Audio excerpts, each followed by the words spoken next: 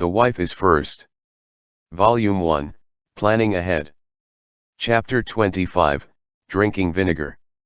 Tomorrow this imperial prince is going to present the petition to my imperial father, however, don't get your hopes up. Jing Shao looked at the color of the sky, trying to gauge whether it's time to accompany his wife to eat their meal. Thus, he put the teacup down, then got up in preparation to leave. His Highness is kind and virtuous.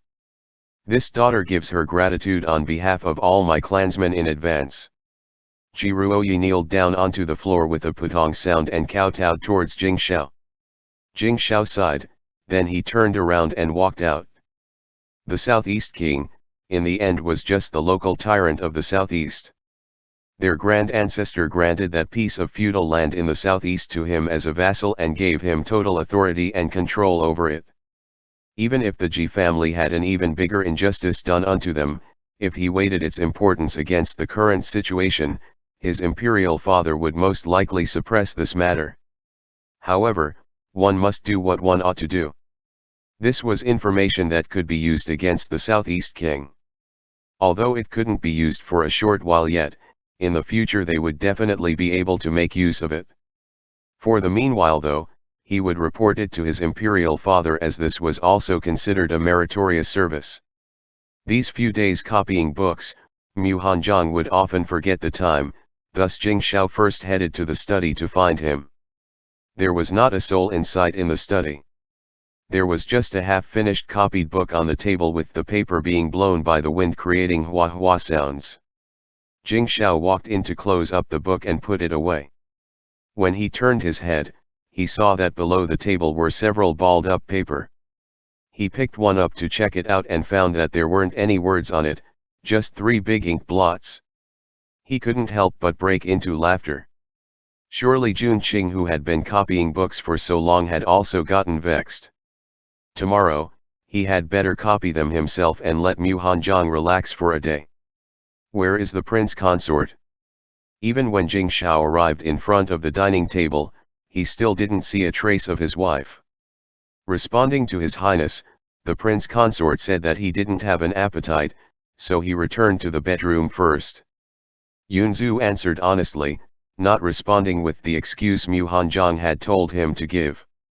In Yunzu's youngster heart, the gentle prince consort was clearly already very deeply hurt, but he still wanted him to make up a pretense to urge his highness to eat first. Where was the logic in that? He has no appetite. Jing Shao frowned, then he turned and walked towards the bedroom. Jun Qing always came to eat on time. For him to suddenly not have an appetite, could it be that he was ill? The bedroom in the summer residence comprised of a bedroom and a rear garden. The hot spring pool built with white marble occupied a majority of the entire courtyard. A winding path of flowing water extended underground, spilling out of the 1,000-layer lotus carved from green jade. This hot spring pool was Jing Shao's most favorite place in the whole property. There was a special gardener in charge of switching out all the plants on the vacant plot next to the pool with flowers and plants appropriate for the current season. Nowadays, several short peach trees currently in bloom were planted. Mu Hanzhong was resting the top half of his body on the side of the pool, reaching out his hand to catch the peach blossom petals that were slowly floating down. His smooth and snowy back was revealed above the surface of the water, with the dense mist lingering on it, making it seem as if he were someone out of a fantasy. The sparkling and translucent water droplets flowing along his outstretched fingertips, streaking across the red of the hollow of his palm, taking along with it a pink-colored flower petal, falling into the pool together. Withered flowers falling into water, the falling flowers yearning for love, but the heartless brook rippling on, what could one hope to do? When Jing Shao entered, this was the kind of scene that greeted him. Immediately, he felt his mouth had become dry. He quickly shed his clothing and jumped into the pool. With a putong sound, huge ripples struck against his face.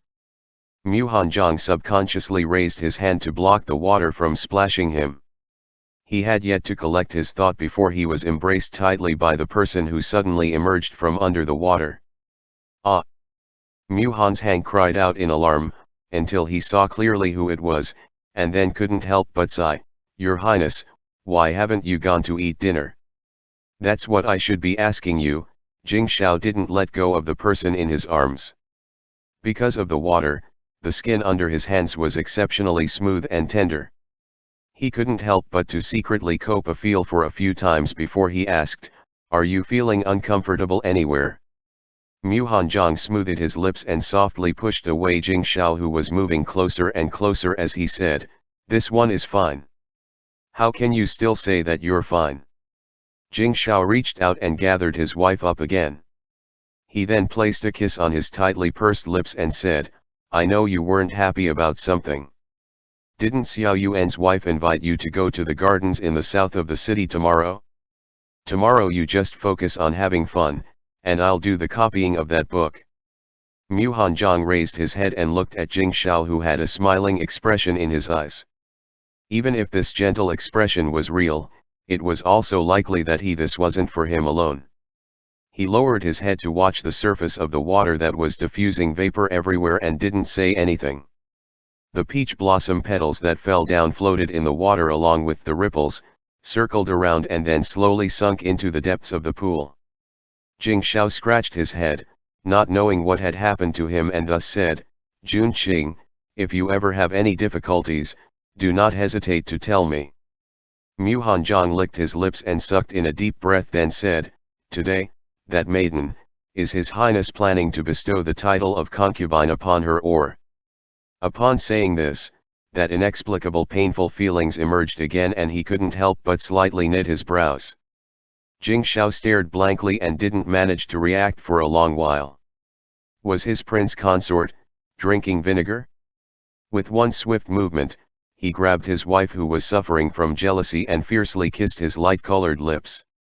Mu Hanjiang didn't resist much at the beginning, but when a wet and slippery thing tried to enter into his mouth, he couldn't help but reach out his hands to push at him. But against his expectations, he was hugged even tighter, and that hand behind him had begun to slowly caress his waist and thighs lightly until it turned into kneading and pinching.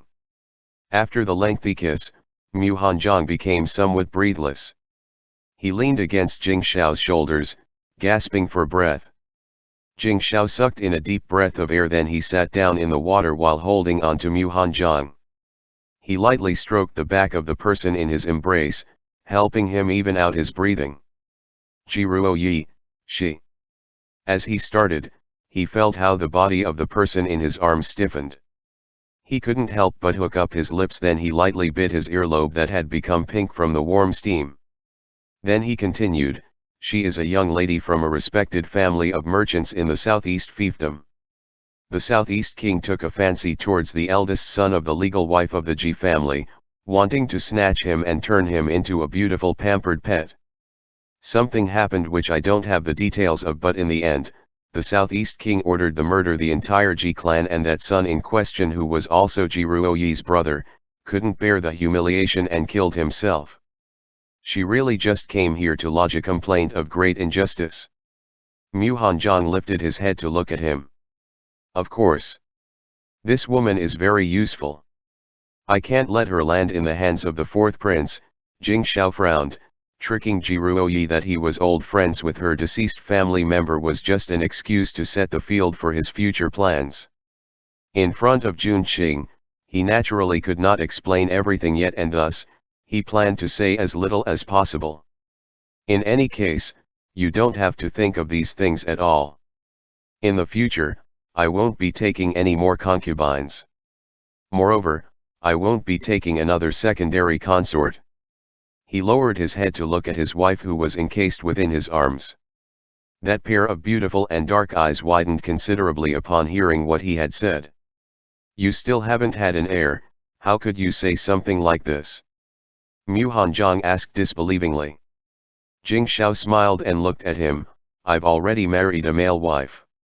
Having an heir had become insignificant in the first place.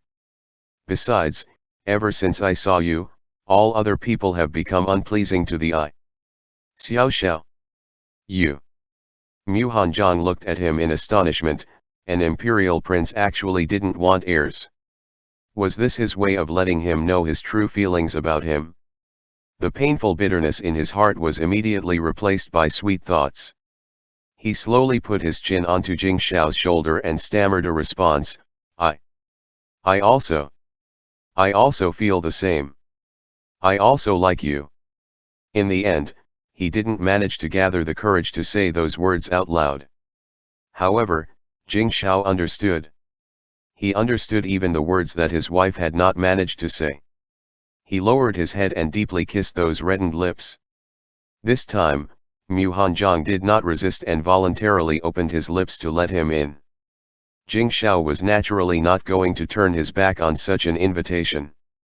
His soft tongue intertwined with the others, one of his hand was caressing the neck of his wife who was within his arms while his other was slowly caressing and kneading down from his chest, pinching one small bud while under the water and lightly rubbing and pressing at it. Mu Hanjiang was so aroused that he began to tremble, almost biting down on Jing Xiao's tongue. Jing Xiao lightly laughed. He seized one of his legs and had Mu Hanjiang face him. Then he straddled himself between Mu Hanjiang's legs. When soaking in a hot spring, there is no need for a single thread of silk for cover.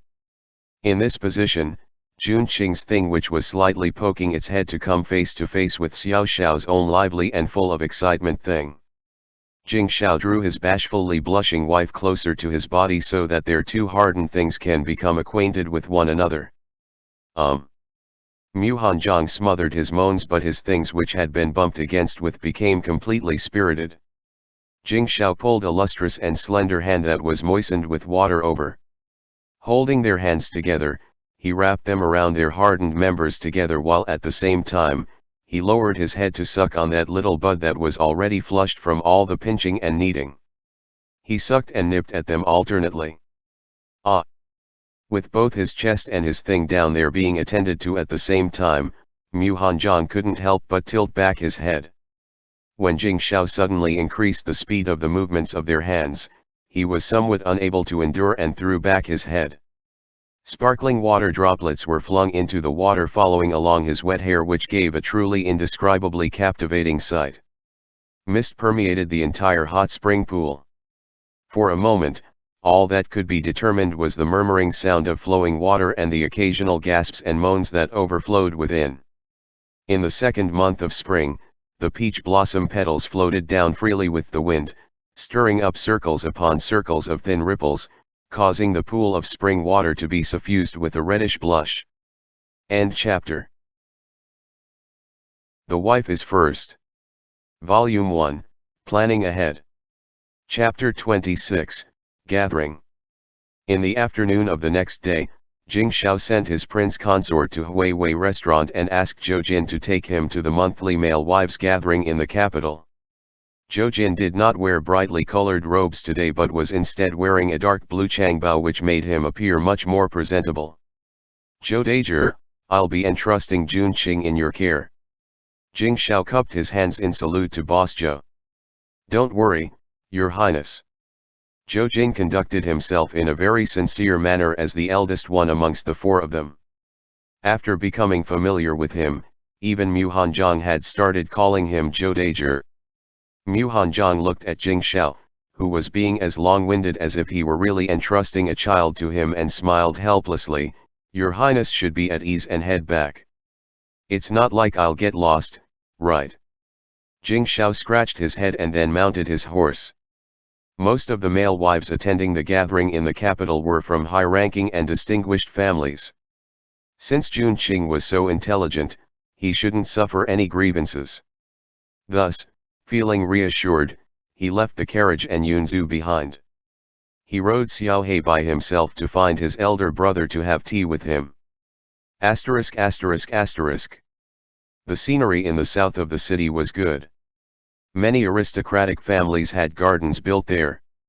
The monthly gatherings were mostly in the Mo garden of the Duke of Mao's household. It was an unwritten rule for second sons and illegitimate sons to marry male wives, though it was not necessary to always follow it. However, the Duke of Mao's household have established this as a family rule. Even if they didn't like men, any illegitimate son in the family must marry a male wife. Therefore, the number of male wives in the Duke of Mao's household was the largest amongst all the aristocratic families in the capital. After entering Mo Garden, one could hear the sound of a sizhu. After walking through layers upon layers of bamboo, an expansive waterside pavilion appeared. There were tables and chairs placed on the pavilion as well as tea and refreshments. On the shore, there were female musicians performing music. One was playing the qin and two were playing the bamboo panpipes. Once their faint sounds reached one's ear, nothing more beautiful could be imagined. This place is quite elegant. Mu Hanjiang looked at the several people sitting quietly on the waterside pavilion who were listening to the music. His original worry of it being a lively scene like when women came to visit each other's homes did not appear. He could not help but feel relieved. Elder brother Zhou is here. Seeing Zhou Jin, several people got up in succession and politely cupped their hands in greeting. Who is this? A man dressed in a light blue long gown who led the rest on the pavilion asked. He was about 25 or 26 years old and was similar to Zhou Jin, who have elegant facial features, though he had very deep lines between his eyebrows, which was likely caused by frequent frowning. This is Prince Consort Cheng, young Master Mu. Zhou Jin introduced him to everyone with a smile. Male wives usually didn't like other people to call them Fu Ren or young mistress, so between them, they addressed each other as young master. Greetings to Prince Consort Cheng. Hearing this, several people looked at each other and came forth to make their salutations. On this kind of occasion, everyone doesn't need to stand on ceremony. Mu Hanjiang humbly and politely let everyone rise. I've heard that young Master Wen Yuan has a remarkable bearing. Seeing it for myself today, his reputation is indeed well deserved. The man in charge smiled gently and let them in. It was but just a false reputation obtained from a poetry gathering, in my frivolous youth. When Mu Hanjiang heard this man call him by his previous nickname, he felt as if he had returned to his former days when he had attended the poetry gatherings of scholars, and his mood could not help but become cheerful. Towards this person in front of him, he also felt some sort of camaraderie. Zhou Jing introduced them to Mu Hanjiang one by one. The one leading the group was surnamed Lin and was the male wife of the second young master of the Marquis of Dingnan. The others were basically all wives of various court officials. How come the ones from the Duke of Mao's household aren't here? Zhou Jing asked young Master Lin. Them and the young master of the Marquis of Yangchang's household went to watch the fighting cocks in the backwoods. We didn't want to participate, so we stayed here to listen to music. When young Master Lin spoke, he involuntarily wrinkled his brow and looked rather worried again. What's wrong? Seeing young Master Lin's worried frown, Zhou Jing couldn't help asking. The second young master insists on marrying a young lady from an official's family as a secondary wife. Young Master Zhang, who was sitting at the side cracking melon seeds, spoke for him. Elder brother Lin's life is already difficult enough, but for the second master to marry again with a secondary wife of noble birth, Mu Hanjiang slowly tasted the tea and quietly listened to the few people talking to each other. These men were all educated and their words were full of hidden meaning. In every case they would touch on a subject but not say too much, but with just a word or two, he could still tell that for most male wives, their lives at home were not very good. Their husbands were mostly illegitimate sons who were sometimes forced to marry their male wives. Moreover, few sons were raised to become male wives, so most of them did not know how to manage the household. Also, the concubines would be even more difficult to manage once they had sons. So, if they did not have their husband's favor, even if they could reach the point of treating each other with mutual respect as husband and wife, men who were trapped in the inner court would slowly have their will whittled away, and it would be very hard for them to get anything according to their own wishes. I heard that last month, Prince Cheng requested an imperial decree to demote his secondary wife to a third-rank concubine. How did young Master Mu manage to do that? The talkative young Master Zhang suddenly steered the conversation towards Mu Hanjiang. Everything was what His Highness wished to do. Mu Hanjiang put down his teacup and indifferently said. He had no intention of saying much about his own family's matters. "You, rascal! Why are you acting like a woman now? Always prying into the matters of other heads of households." Zhou Jing gave young Master Zhang a slap on the head, putting a stop to this line of conversation. Mu Hanzhong picked up his teacup once again. He found that although Zhou Jing's husband was only a humble assistant minister and him being only a restaurant owner himself, he was still highly respected amongst these noble male wives. Everyone honored him with the name of elder brother Zhou.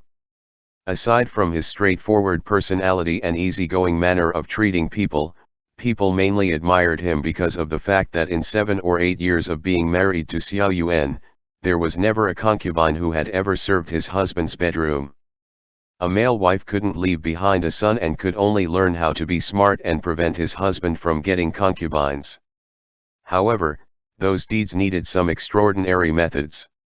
"Oh, I was wondering who was this young master who was wearing such splendid robes. It turns out it's just Han Zhang." A peculiar voice came from outside of the pavilion. When everyone looked up, they saw 5 or 6 men coming out of the bamboo forest, each bringing several attendants with them, making a grand procession towards the pavilion. Mu Hanzhong frowned upon recognizing the speaker. It was none other than Du Yinghao, who had been his classmate for 5 years. The scholar that the Mu family studied with was none other than an uncle in the clan who came in third in the imperial examinations. Due to his great fame, other relatives in the family would also send their children to come study under him. This Du Yinghao was the nephew of his legitimate mother. He hates Mu Hanzhong since he always received praise from their teacher and thus, he always made a point of setting himself up against Mu Hanzhong in everything and at anywhere. "I haven't seen you for 2 years but I actually thought you would go on to take the provincial imperial exam, turned out you married into the Duke of Mao's household." Mu Hanzhong sat still as he glanced at the overbearing Du Yinghao, then continued to drink his tea calmly and added, "So even though you were an eligible candidate to take the imperial provincial exam, you were still married off by your aunt." Du Yinghao sneered. The Du household was not some distinguished or noble one. Even though he was the second son of the official wife, he was still used to establish connections and was married off to the Duke of Mao's third young master. How rude! Du Yinghao intended to say something more, but was stopped by his second-in-law's exclamation. This generation of the Duke of Mao's household had 3 male wives. After giving their greetings, they seated themselves one after another. "The other day, I went to the Marquis of Beiwei's to offer my birthday greetings and saw a rather interesting thing." Du Yinghao saw that even though Mu Hanzhong had been married off as a male wife, he was still the object of other people's admiration and respect. Moreover, his husband was from the imperial family. He felt bitterness in his heart and so he couldn't help but want to hurt him with a couple of snide comments. After growing tired from playing about and chatting over tea, people who heard what he said asked him to elaborate. "Prince Cheng saved a very beautiful woman from being ran over by the 4th prince's horse," Du Yinghao said as he smiled while looking towards the expressionless Mu Hanzhong. He deliberately drawn out his words as he continued, "I heard that Prince Cheng liked her so much that she was brought directly to his summer villa to become another concubine." Hearing this, the originally lively atmosphere suddenly cooled down, and everyone became awkwardly silent, not knowing how to continue the conversation. In their hearts, however, they thought about how the prince consort Cheng turned out to not be favored much either. They had heard that Prince Cheng had demoted his secondary consort for him but in a blink of the eye, he had found another concubine. Mu Hanzhong looked at Du Yinghao whose face was full of mockery and only felt amused. Even after so many years, this person was still so childish. Looking up at the sky, he said, "It's getting late. I've been staying in the summer villa these days, so I need to leave a bit earlier." Afterwards, he put down the teacup and got up to take his leave.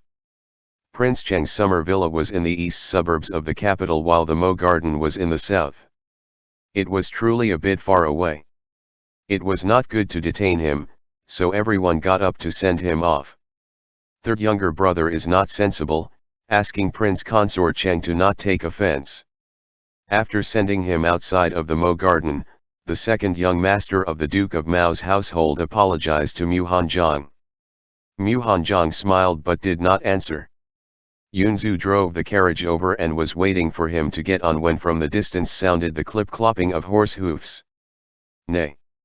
A bright and clear whinny sounded, then a fine black steed quickly stopped in front of the crowd.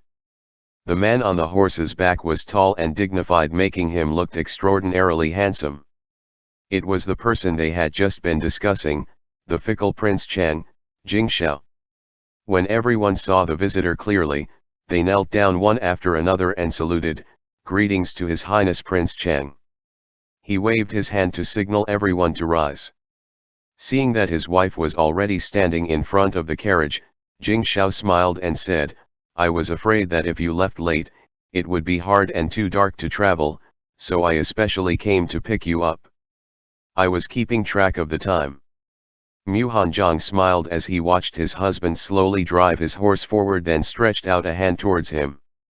He didn't want to be excessively intimate in front of outsiders, but after seeing the jealous and fiery expression of Du Yinghao in the corner of his eye, it was like the demons and gods were at work making such a situation occur.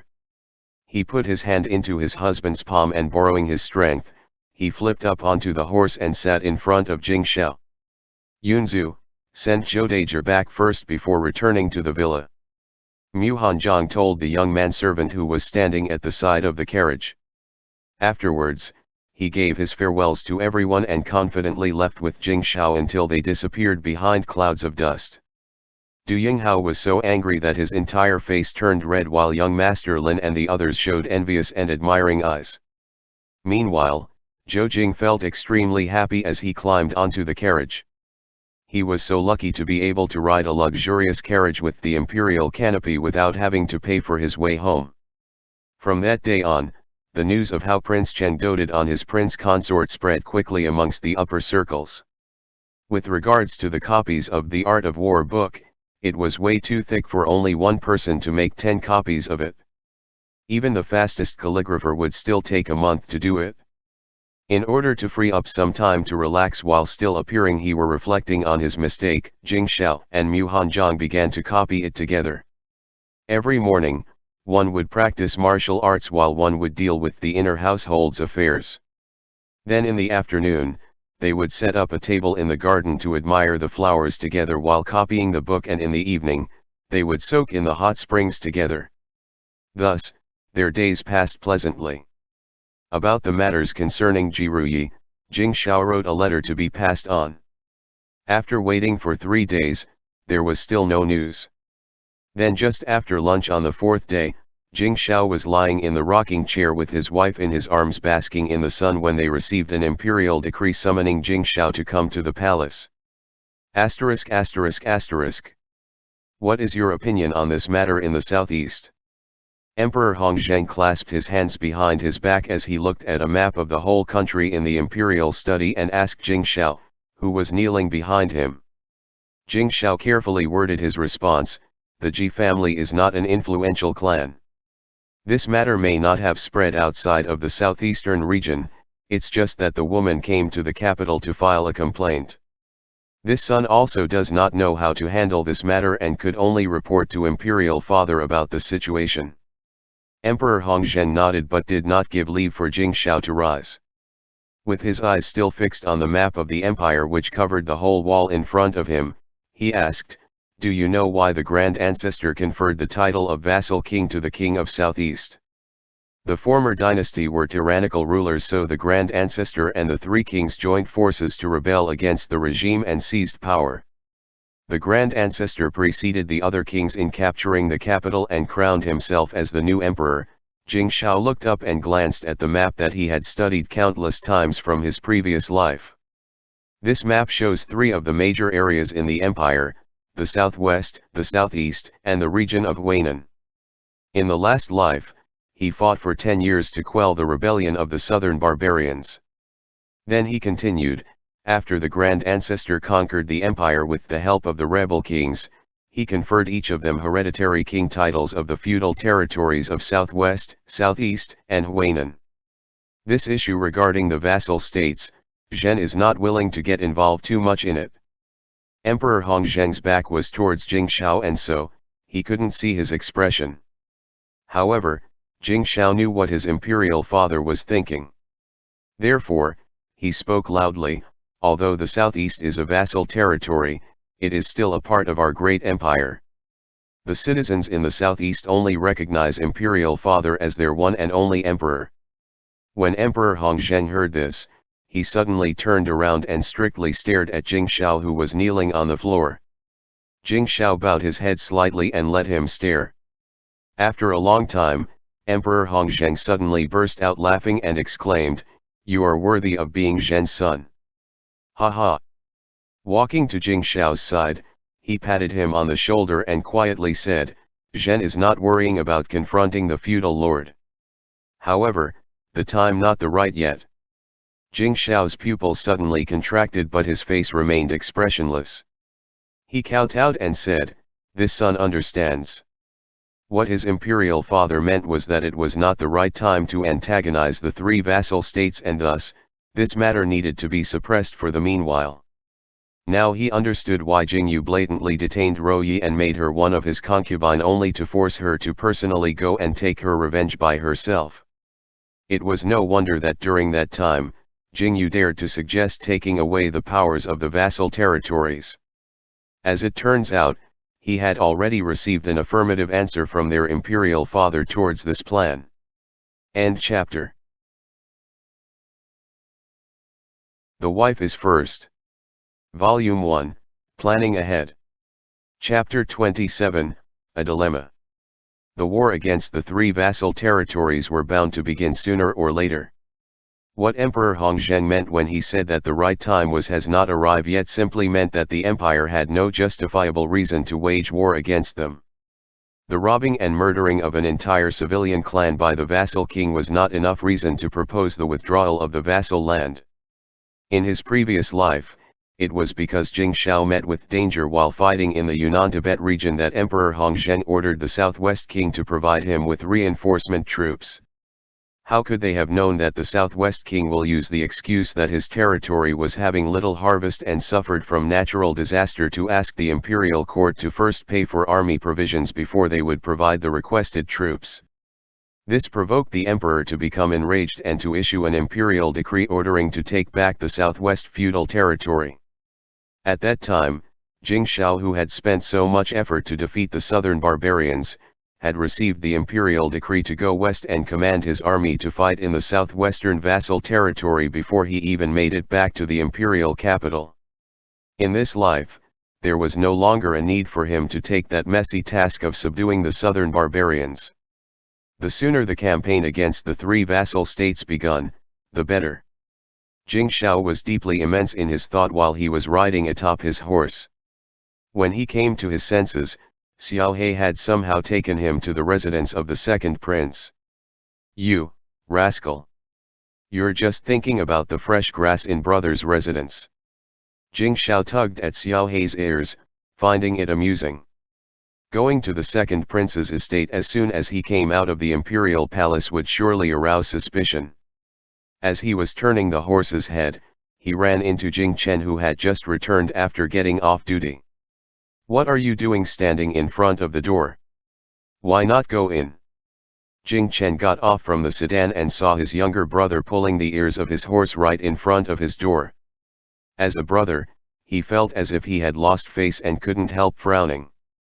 The only man in the capital who would carelessly let their horse run loose in the middle of the street was this younger brother of his that caused him endless worries. This time he was in a daze in front of his own door. Could he have gotten himself into trouble again? Jing Shao turned and dismounted from his horse, then he scratched his head and said, "I wanted to find someone to go drinking with and unconsciously rode my horse in front of elder brother's door." Jing Chen glared at him and scolded, "You are this old already and still all you think about is riding horses and drinking. How unbecoming." Jing Shao smiled and handed the horse to his elder brother's attendant to take care of.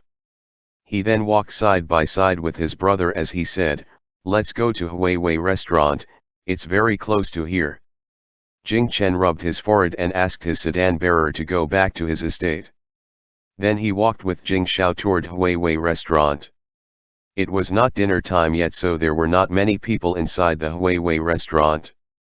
Jing Shao asked Boss Zhou, who was dressed in dark red silk, for a private room. You know who this Zhou Jin is? Jing Chen saw how the two of them acted with familiarity towards each other and couldn't help but wrinkled his brow. Of course, I know him. Jing Shao poured a cup of tea for his elder brother and added, Xiao Yuan is an honest and just official but was not rigid in carrying out his duties.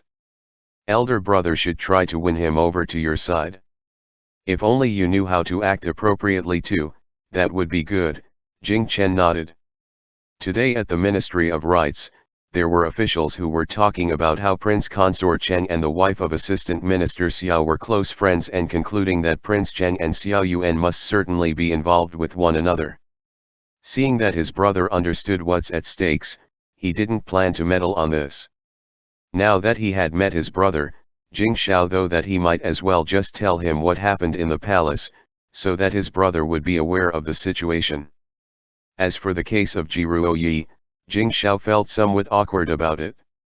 His imperial father's point of view was to take into consideration the overall situation and that this case was not enough to constitute a reason for attacking the southeast vassal territory.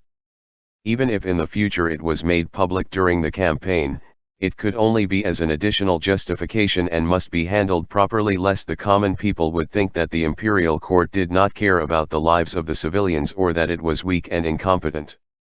As for how he should deal with this woman, it was completely up to him. If it's inconvenient for you, send her to my estate and give her to your sister-in-law to handle. Jing Chen suggested.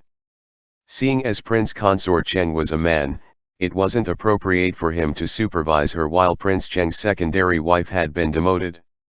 The second prince's princess consort may not be extremely considerate or gentle, but she knew how to manage the inner household.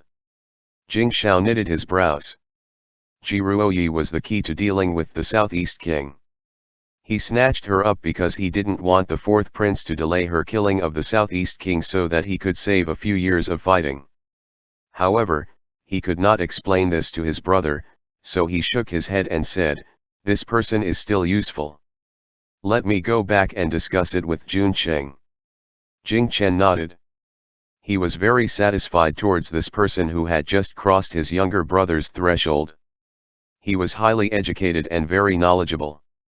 Moreover, he conducted himself modestly. He was just the right person to be with Jing Shao, who was not good at dealing with schemes and tricks. As they were speaking, a burst of noise came from below which interrupted their conversation. "Young masters, if you have something to resolve then please just speak calmly." The waiter tried to dissuade them with a brow beaded with sweat to no avail, as the two people grappling each other didn't even pay attention to him. Jing Shao opened the door to take a glance, only to see two men wearing luxurious robes was fighting in the lobby. Their martial arts technique were not very good and it could be said that they fought without an ounce of elegance. The man of taller stature seemed to currently have the upper hand as he was hitting the other man onto the ground. Jing Shao looked at the slightly familiar-looking person who had been beaten onto the ground. He stared at him some more and realized. Wasn't it Mu Lingbao whom he had just seen a few days ago? One of his eyes was still bruised. As for the other person, it's the heir of the Duke of Mao. Jing Chen, seeing that he couldn't recognize who it was, spoke to remind him. The Empress let a rumor out the day before yesterday that she wanted to pick a princess consort for the fourth prince. Both the Duke of Mao and the Marquis of Beiwei have legitimate daughters of marriageable age. Upon hearing these words, Jing Shao immediately understood things. He couldn't help but sneer. The scheme that the Marquis of Beiwei's family concocted was actually pretty good. It's a pity that in his previous life, it was the Duke of Mao's daughter who was married in. In the end, when he was falsely accused and unjustly imprisoned, the fourth prince's father-in-law played a crucial role in it. If the Marquis of Beiwei become connected with them through marriage, then you must distance yourself from them in the future. Also, don't bring up court politics too often in front of younger-in-law. Jing Chen closed the door, so as to avoid the people below from seeing Jing Shao. After all, his wife's older brother was being pressed down and beaten up, yet this younger brother-in-law was not helping. If this got spread around, then it wouldn't look good. Upon hearing his brother's words, Jing Shao's heart became a little uncomfortable. In his opinion, Jun Qing deserved his full trust more than anybody else, but he knew that his brother was only saying this for his own good. So, he sneered and coldly said, Mu Lingbao and his sister, who were both born from the main wife, were both not good. They were both spoiled rotten by the Marquioness of Beiwei. Even if they want to pull the Marquis of Beiwei to their faction, they probably wouldn't want Jingyu to marry such a woman. Upon hearing this, Jing Chen muttered, if the Mu family's young lady is truly how you said she is, then it would be better for us. Gerger. Jing Shao immediately interrupted his elder brother's words, although the military might of the Marquis of Beiwei is not as good as that of the Duke of Mao, his troops are stationed in the northwest. Right now, we are currently preparing to trade horses in the northwest. He is much more useful to us than the Duke of Mao. Is that so? Hearing this, Jing Chen frowned and thought deeply for a moment. Since it's like this, I will have people leak these details about the Mu family's young lady to the Empress. Jing Shao, having heard this, secretly breathed a sigh of relief. He believed in Jun Qing, but he didn't know how to explain it to his elder brother. Jun Qing was already having difficulties with dealing with his family.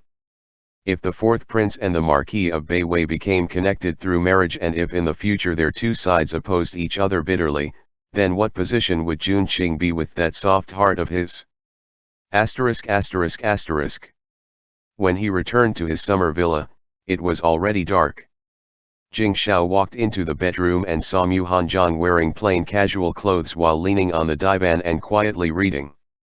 The soft candlelight shined on his face, giving him the look of a serene beauty. He couldn't help but raise the corner of his lip. With one look at this person, he felt that all the disturbances in the court, all the conspiracies and the intrigues disappeared in an instant. Slowly walking over, he buried his face into his wife's chest, deeply breathing in the faint sweet scent on his body. Jing Shao's body relaxed as he slowly closed his eyes. Being reborn, his life was still filled with foul wind and bloody rain. He could only feel at peace when he was by his wife's side.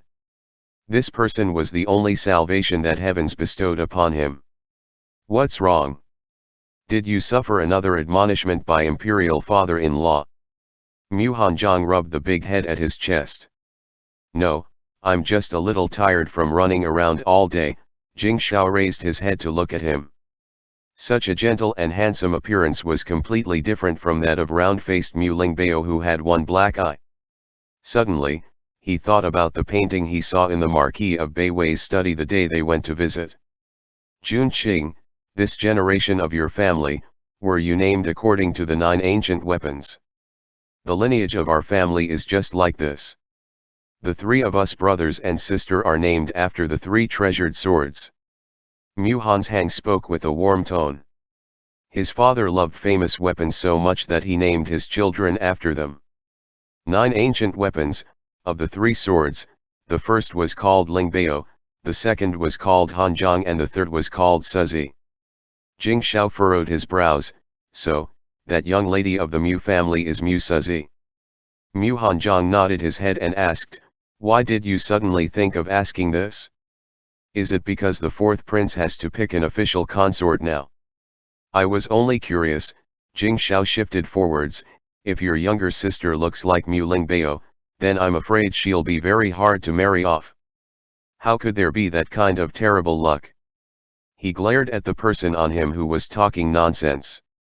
However, when he thought of Mu Lingbao's face becoming that of a woman's, Mu Hanjiang himself also couldn't help but laugh out loud. The next day, Jing Shao found Jiruo Yi, who was temporarily staying in a small courtyard. It could be said that Jiruo Yi, who had washed and changed into new clothing, was indeed very beautiful.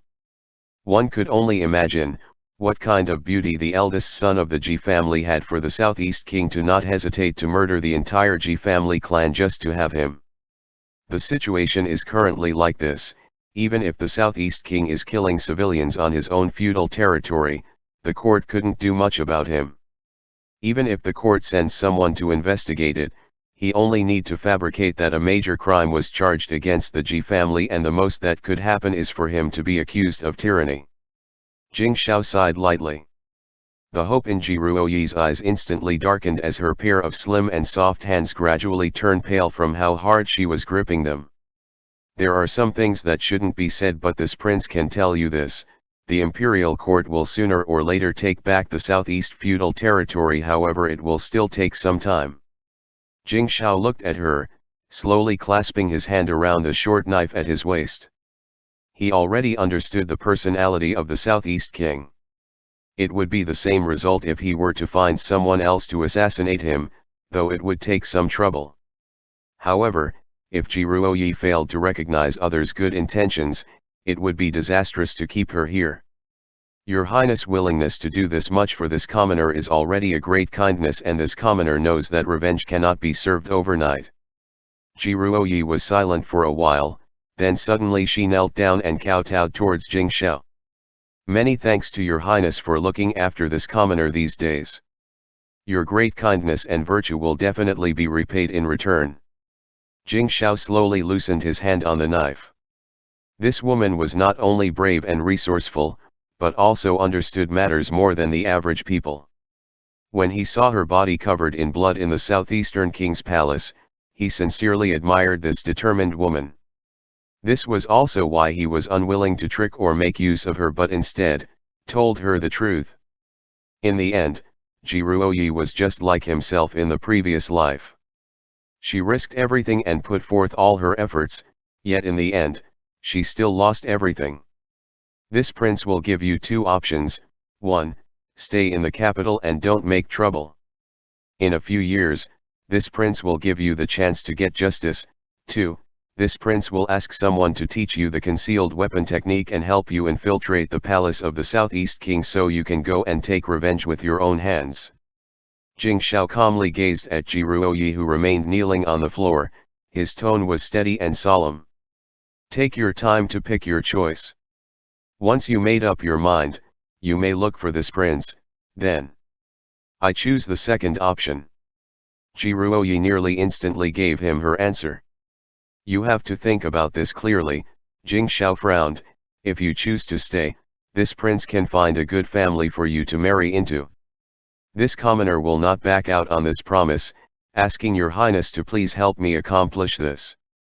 Ji Ruoyi kowtowed to Jing Xiao 3 times for fear that Jing Xiao might not give her this chance. After leaving the small courtyard, Jing Xiao saw the waiting Mu Hanzhong standing beneath the peach blossom tree. How did you know that she would pick the second option? Jing Xiao asked. What he just did was the result of his discussion with his wife yesterday. Mu Hanzhong smiled. He picked a peach blossom and tossed it into the water, then said, when willow leaves enter the water, they are like rootless duckweed. They might as well become wildfire. Even if it ruins itself, it will burn the enemy along with it. Jing Xiao felt enlightened upon hearing these words. If he didn't have Jun Qing and his brother in this new life, upon being reborn, he would have been just like how Ji Ruoyi was. He would have recklessly destroyed his enemies even if it meant overturning the whole empire. ******. In the blink of an eye, it was the last third of the 4th month and the 4th prince's house confinement was finally over. After some persuasion, Emperor Hongzheng also gave his nod of approval with regards to the matter of choosing a princess consort for him. And yet, Jing Xiao was still at home copying books. As a generous elder brother, he sent his own pretty concubine over, as if it were a celebratory gift and also as amends for snatching beauty from his younger brother. End chapter.